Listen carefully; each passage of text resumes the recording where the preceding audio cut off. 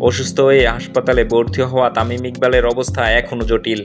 আজ বিকেএসপিতে মোহামেডানের হয়ে Dhaka premier league match খেলতে গিয়ে বুকে ব্যথা অনুভব করেন তিনি। এরপর তাকে পাশের ফজিলাতুন্নেসা হাসপাতালে নিয়ে যাওয়া হয়। হার্টে ব্লক ধরার পর রিং পরানো হলেও এখনও জটিলতা কাটেনি বলে জানিয়েছে হাসপাতালের মেডিকেল ডিরেক্টর রাজীব।